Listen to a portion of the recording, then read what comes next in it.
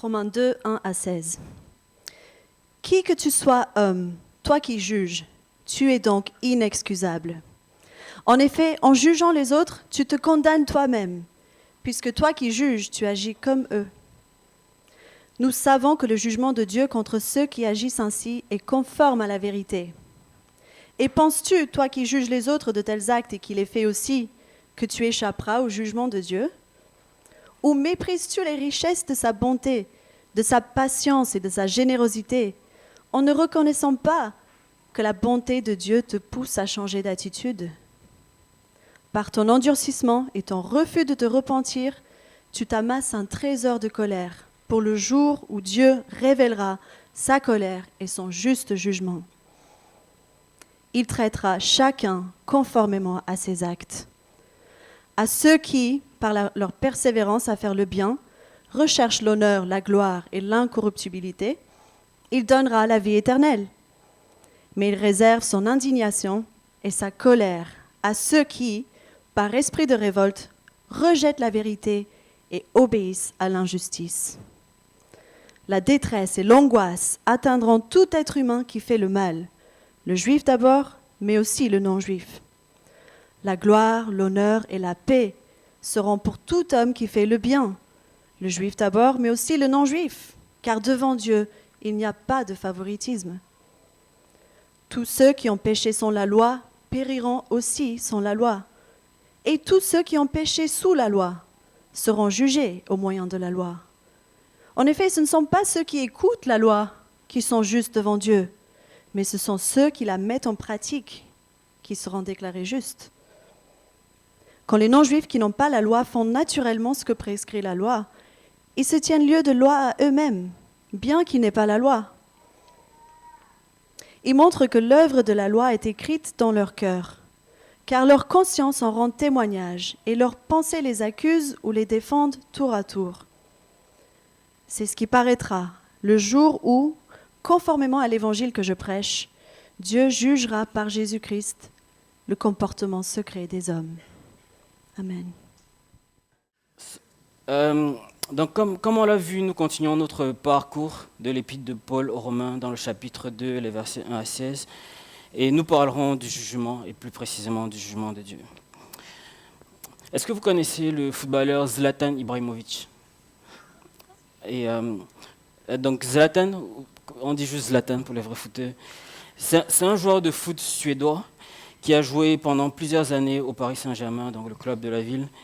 Il est connu pour être un attaquant très talentueux, c'était l'un des meilleurs au monde quand il était au top de sa forme. Mais il est aussi connu pour avoir une confiance en lui-même qui est hors norme. Et son assurance peut souvent passer pour de l'arrogance. Un jour, dans une interview, on lui a demandé son classement des meilleurs attaquants, parce qu'il joue au poste d'attaquant. Il a donné une liste de joueurs de foot, et celui qui l'interviewait lui a dit « Mais vous n'êtes pas dans la liste ». Il a dit « Je ne me compare pas aux humains ». Du coup, à cause de sa personnalité, à cause de ses sorties médiatiques, à cause de son comportement sur le terrain, il est souvent critiqué dans les médias. Et un peu en réponse à tout ça, je pense, il a un tatouage sur le torse. Bon, je l'ai vu parce que les footballeurs enlèvent souvent leur maillot quand ils célèbrent, etc. Et donc, il a un tatouage sur le torse qui dit « Only God can judge me ». Traduction en français, « Seul Dieu peut me juger ». Et je trouve que Zlatan, par cette phrase, a bien résumé Romains 2, les versets 1 à 16. J'ai intitulé le message d'aujourd'hui « Dieu, le seul juge », en m'inspirant du texte, pas de Zlatan. Donc on se souvient, au premier chapitre, l'apôtre Paul disait aux Romains qu'il veut leur annoncer l'évangile, la bonne nouvelle. Et cet évangile qui concerne le Fils de Dieu était la puissance qui seule peut sauver tous les hommes. Et comme on a commencé à le voir les dernières semaines, il s'agit de nous sauver de la colère de Dieu. Comme Dieu nous l'expliquait, cette colère a commencé à se manifester sur terre par le fait que Dieu s'est retiré. Mais l'apôtre Paul continue en disant que cette colère sera pleinement révélée à un jour précis, que seul Dieu connaît. Comme on le voyait la semaine passée, les hommes sont privés de la gloire de Dieu. Et c'est un peu comme si la lumière s'était éteinte. Et là, il n'y a plus que les ténèbres. Et avec le retrait de Dieu, tous les hommes sont livrés maintenant à leur penchant. notamment le dérèglement dans la sexualité, dans tous les rapports humains et dans tous les autres domaines de la société. Et donc les lecteurs de Paul que nous sommes et qui sommes chrétiens, en regardant son diagnostic et en regardant la société, on pourrait se dire, je suis d'accord avec Paul, les hommes sont totalement dépravés, quand je sors, c'est ce que je vois. Mais tout de suite, après avoir établi la culpabilité des hommes, l'apôtre Paul rappelle à son lecteur, je ne parle pas d'un homme hypothétique, je ne parle pas d'un homme au loin. L'homme que je décris ici, c'est toi. Tu fais les mêmes choses. Au verset 1, il dit, qui que tu sois, homme, toi qui juges, tu es donc inexcusable. En effet, en jugeant les autres, tu te condamnes toi-même, puisque toi qui juges, tu agis comme eux. Celui qui a adoré la créature au lieu du Créateur, dont il parlait dans le chapitre 1, ce n'est pas seulement des personnes au loin qui se prosternent devant des pierres ou devant des arbres, c'est aussi toi et moi. Celui qui pratique l'immoralité sexuelle, ce n'est pas seulement ce qu'on voit au loin ou bien à la rue Saint-Denis, c'est aussi toi et moi. Le Seigneur disait, celui qui convoite quelqu'un dans son cœur et celui qui commet un adultère sont également coupables devant le jugement de Dieu. Ceux qui sont dépourvus de loyauté dont il parlait, ceux qui sont dépourvus d'affection naturelle, c'est aussi toi et c'est aussi moi. Jésus lui-même disait, celui qui se met en colère contre son frère est comme celui qui a commis un meurtre. Le péché qui cause le déplaisir de Dieu nous a tous affectés, c'est maintenant présent dans la nature humaine. Et notre place à tous est sur le banc des accusés. Il nous a interdit de juger. Mais en lisant ce passage, je me suis dit, comment le comprendre? Parce que dans d'autres passages dans la Bible, la parole de Dieu nous appelle à juger. Et pour clarifier ce que l'apôtre veut dire ici, je nous suggère de regarder dans un premier temps les passages où la Bible nous demande de juger. Alors, donc, le jugement qu'il est possible de faire. Alors, dans ces autres passages où on est appelé à juger, on pourrait définir le jugement comme une analyse, une évaluation d'une situation en vue de se faire une idée juste. On veut avoir une vision vraie des choses, on veut avoir une vision conforme à la réalité, on ne veut pas avoir une vision erronée. Alors plusieurs mots, comme je me posais la question, j'ai regardé, il y a plusieurs mots en grec qui sont traduits par juger. Alors je ne suis pas un théologien, je ne connais pas le grec, donc le premier mot c'est le premier qui va s'afficher, bon je ne vais pas prononcer. Mais on voit ce mot est traduit par juger. On voit ça notamment dans Luc au chapitre 47, quand Jésus parlait à un pharisien qui s'appelait Simon, qu'il avait invité à manger chez lui. Et en voyant sa proximité avec une femme prostituée, il a commencé à penser des choses dans son cœur. Et Jésus l'adresse et lui dit, dans Luc 7, le verset 42 à 43, la fin du verset 42, il dit que le royaume de Dieu, c'est comme quelqu'un, un créancier qui avait 2 débiteurs. Et il dit, il leur remis à tous 2 leurs dettes. Lequel des 2 l'aimera le plus? Simon répondit, celui, je pense, auquel il a remis la plus grosse somme. Jésus lui dit, tu as bien jugé. Et le mot qui est employé, c'est celui qui est affiché là. Jésus lui dit en d'autres termes, tu as considéré ma question, tu as bien analysé les choses et ta réponse a été donnée avec justesse. C'est le même mot, c'est un mot avec la même racine qu'on retrouve dans d'autres contextes, comme dans 1 Corinthiens 2:2. J'avais décidé de me faire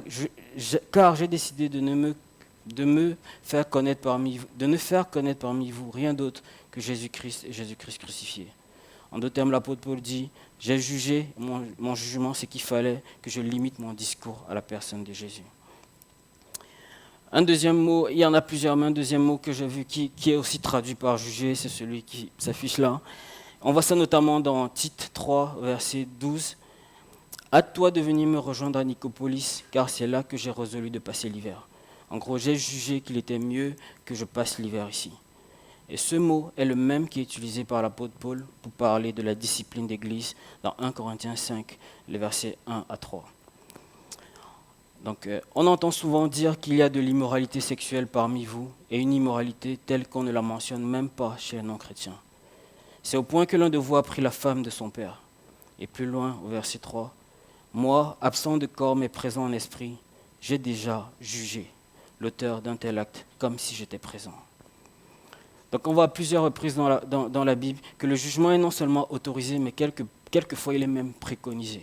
ce type de jugement, le jugement qui consiste à évaluer et à donner une opinion justifiée des situations.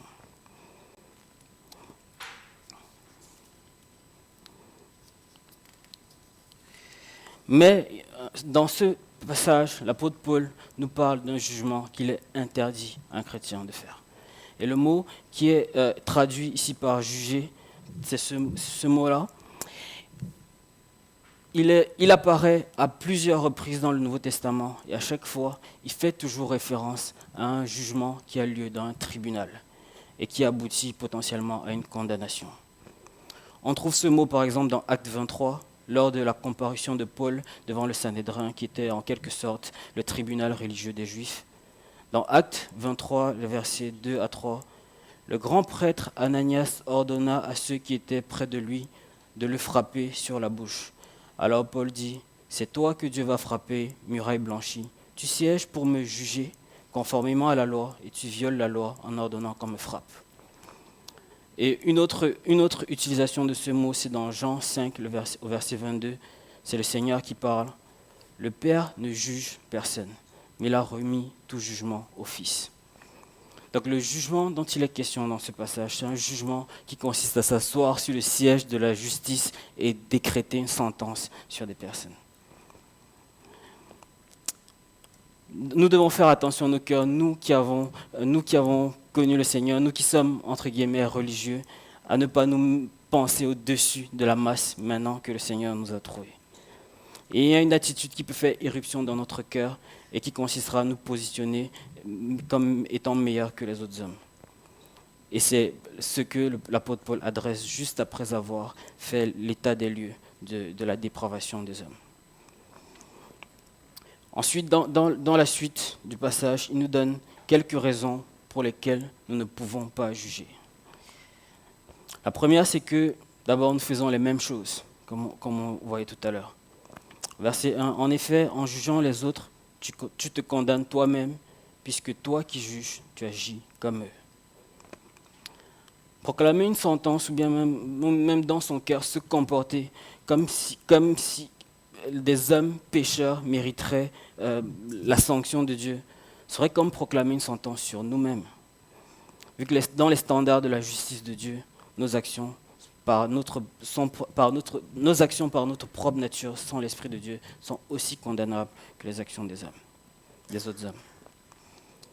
La deuxième raison pour laquelle nous ne pouvons pas juger, c'est que notre intelligence est déréglée. Au verset 2, l'apôtre Paul dit, « Nous savons que le jugement de Dieu contre ceux qui agissent ainsi est conforme à la vérité. » Nous n'avons pas les outils nécessaires pour être des juges moraux. Notre propre dérèglement moral nous empêche d'y voir clair. Seul Dieu peut juger entièrement selon la vérité. La troisième raison, c'est que nous aussi, nous serons jugés et nous ne serons pas les juges. Au verset 3, « Et penses-tu, toi qui juges les auteurs de tels actes et qui les fais aussi, que tu échapperas au jugement de Dieu ?» Encore une fois, l'apôtre Paul nous rappelle que même si on est chrétien, le jugement commencera dans l'Église.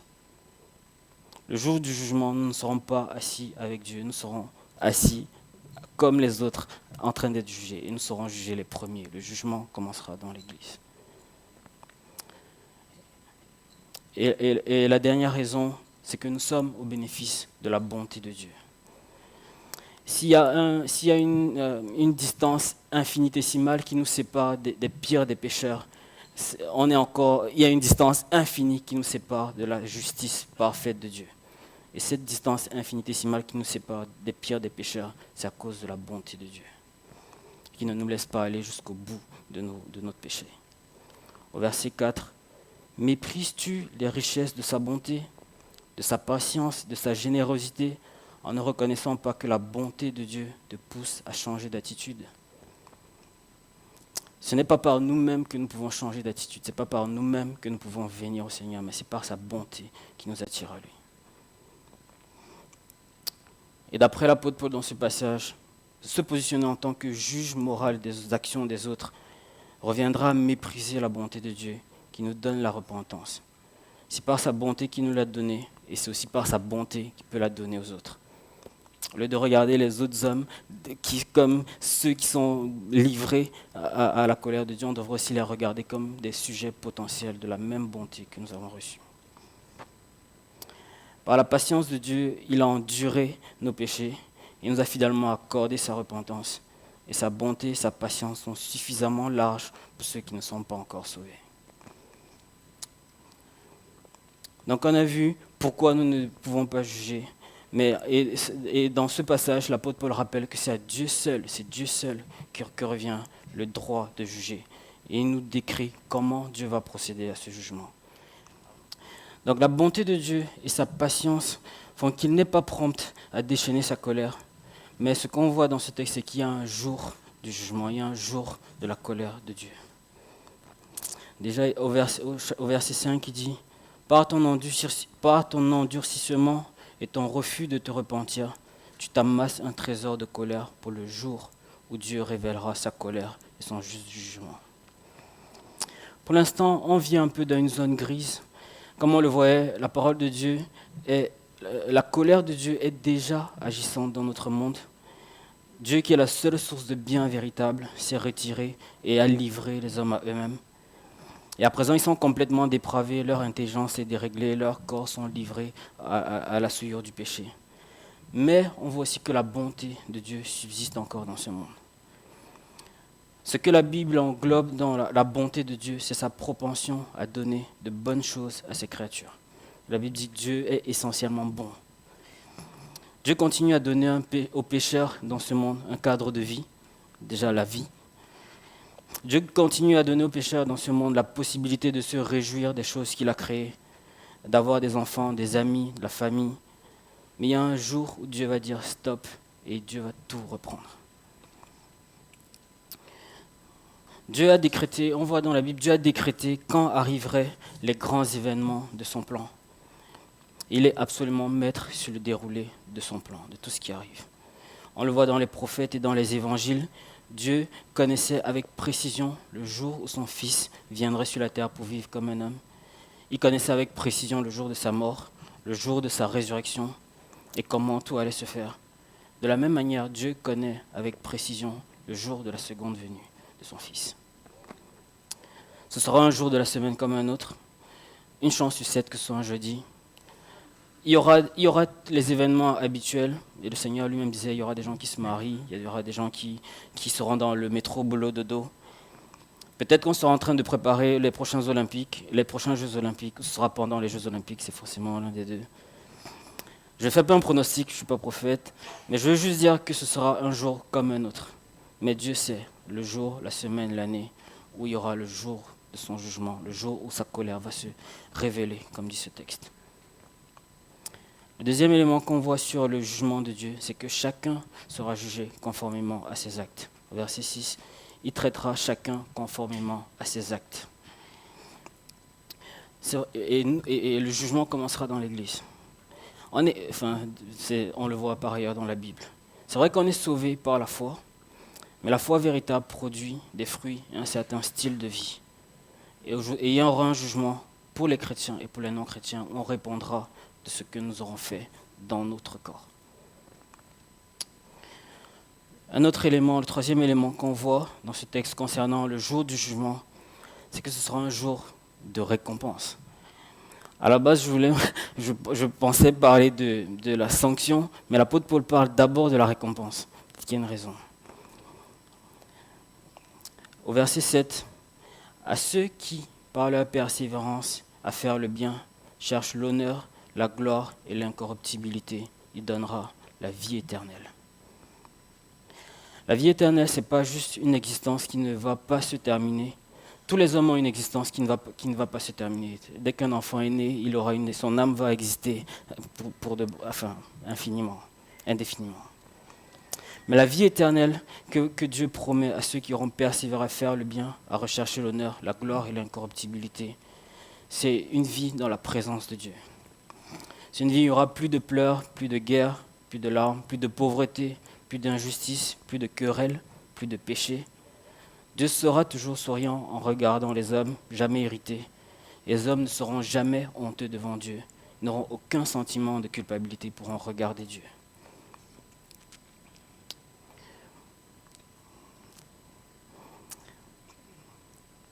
La marque, l'apôtre Paul décrit quelque part ici la marque des croyants. C'est ceux qui persévèrent à faire le bien, ceux qui recherchent l'honneur de Dieu, l'honneur devant Dieu, et ceux qui cherchent la gloire de Dieu, l'incorruptibilité, ceux qui luttent contre leur péché, qui veulent être dans un péché où il n'y a plus la corruption, dans un corps où il n'y a plus la corruption. Juste une petite anecdote, je raconte ma vie. Quand j'étais petit, j'étais terrifié. Je me suis converti jeune, je ne sais pas exactement quand, et j'étais terrifié à l'odeur à l'idée du jugement dernier. Et comme tout le monde, j'avais des hauts et des bas dans ma foi. Et il y avait des jours où j'étais pleinement rassuré, des jours où j'avais vraiment peur du jugement. Et un jour, j'ai eu un rêve. Je peux parler en rêve, je ne dis pas que c'était Dieu qui me parlait, mais j'ai eu un rêve du jugement dernier. Et c'était terrifiant. Je voyais des apparitions bizarres. Mais quand j'ai regardé mon habit, j'avais un habit blanc, d'une blancheur resplendissante. Et je me suis réveillé, j'ai dit, Seigneur, je suis prêt, reviens. C'était un sentiment tellement passager que ce jour-là, je voulais que ce soit la fin. Mais si le Seigneur était revenu 10 ans plus tôt, beaucoup d'entre nous ne seraient pas sauvés. Le Seigneur est patient et il donne aux méchants le temps de se repentir parce qu'il ne désire pas que les méchants périssent, mais qu'ils se convertissent et qu'ils viennent à lui. Le quatrième élément qu'on apprend sur le jour du jugement, ce sera un jour de récompense pour les justes qui auront mis leur foi en Jésus, qui auront persévéré à faire le bien, qui auront cherché l'honneur, la gloire, l'incorruptibilité. Et ce sera aussi un jour de punition pour les rebelles. Au verset 8 à 9, il réserve son indignation et sa colère à ceux qui, par esprit de révolte, rejettent la vérité et obéissent à l'injustice. La détresse et l'angoisse atteindront tout être humain qui fait le mal, le juif d'abord, mais aussi le non-juif. Aujourd'hui, la colère de Dieu, comme on le voyait, est perceptible, mais pas forcément visible à l'œil humain de celui qui n'est pas éclairé par le Saint-Esprit. Mais le jour du jugement, ce sera une colère perceptible. D'abord, l'apôtre Paul dit qu'il réserve son indignation et sa colère. L'indignation dans ce contexte renvoie à la colère la plus forte qui soit. Dieu aime profondément la justice. Dieu n'est pas juste un juge par formalité, il est juge de la terre parce qu'il aime la justice et le droit. Et sa haine de l'injustice va complètement se manifester. Et le mot pour décrire colère, c'est le même mot qui est utilisé pour décrire la rage avec laquelle un guerrier poursuit ses ennemis. Et ensuite, l'apôtre Paul nous dit que cette colère de Dieu va plonger les hommes dans la détresse. C'est le même mot qui est utilisé pour parler de la persécution, de l'affliction que ressentaient les chrétiens pendant la persécution de l'Église primitive. Ils seront plongés dans la détresse et l'angoisse. Et le mot qui est utilisé pour décrire l'angoisse désigne le sentiment d'un isolement profond.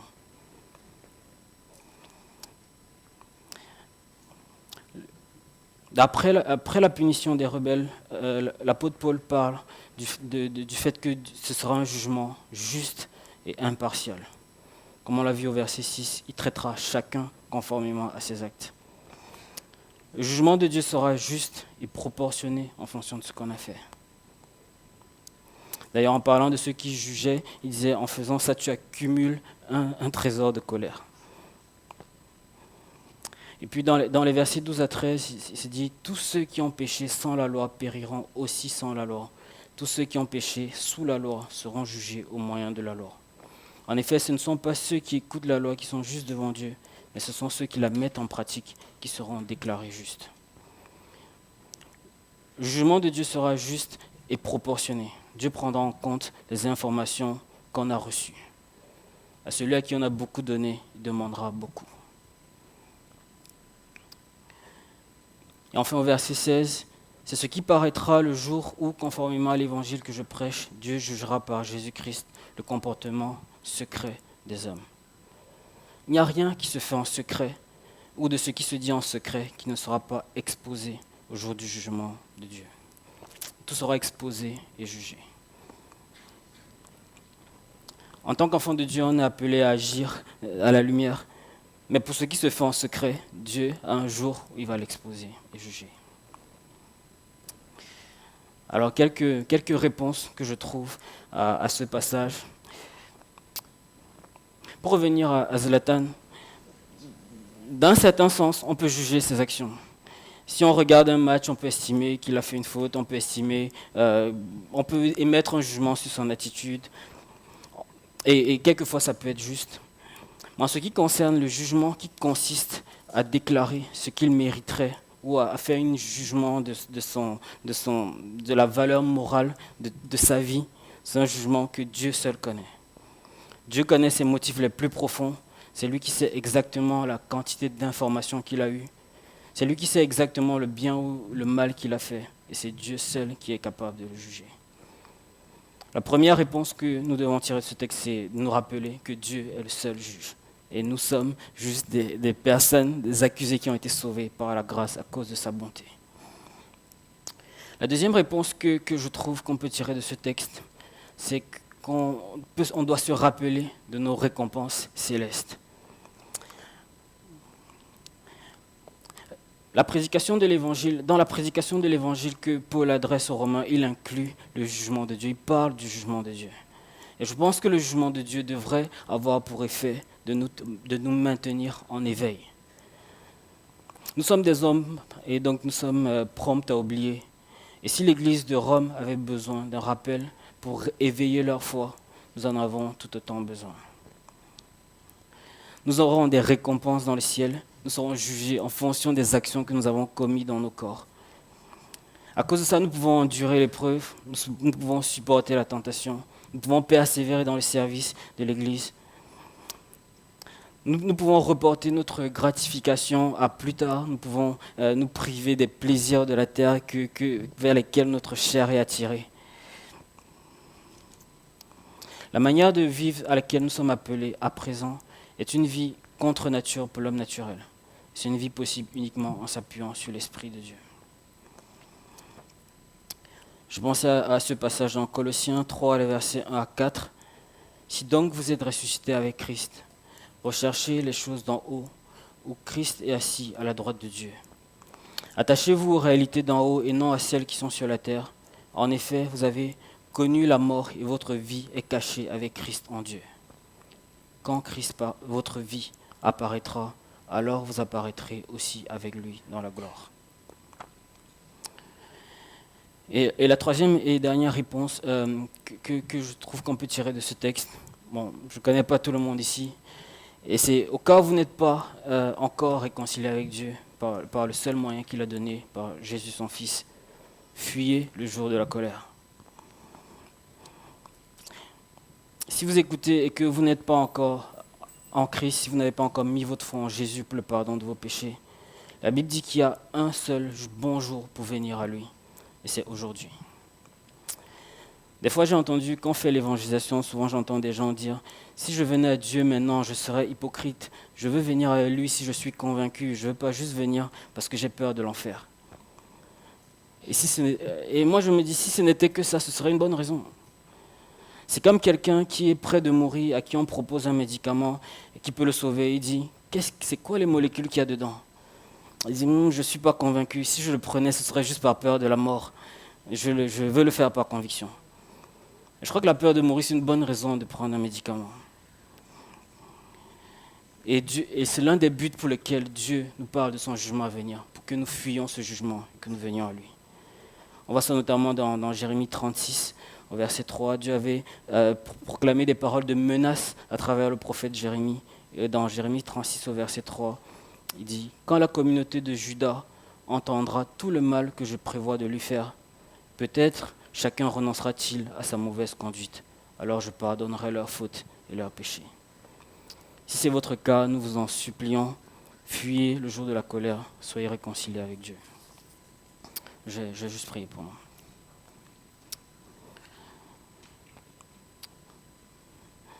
Notre Dieu, notre Père, merci pour ta parole. Père, merci pour ta bonté, ta patience, ta grâce, non seulement envers nous, mais envers tous les hommes. Merci parce que tu déverses sur nous avec abondance tes richesses. Tu fais preuve de largesse, de grâce envers nous. Et Père, c'est encore ta bonté qui nous attire à toi, qui nous empêche d'aller au plus profond de ce que nos péchés pourraient produire. Père, on te supplie, s'il te plaît, que tu graves ces paroles en nous. Père, je te supplie que ce ne soit pas juste des paroles, mais que tu nous aides à nous rappeler que tu as fixé un jour, et personne ne connaît ni le jour ni l'heure, mais tu as fixé un jour où nous serons tous devant toi, nous rendrons des comptes pour nos paroles, pour nos actes. Père, s'il te plaît, aide-moi, aide-nous à vivre avec la perspective de ce jour, à vivre avec le désir de ne pas avoir à rougir quand tu viendras ce jour-là. Et Père, on veut te supplier pour toute personne qui est ici ou qui entendrait ce message, qui ne te connaît pas encore.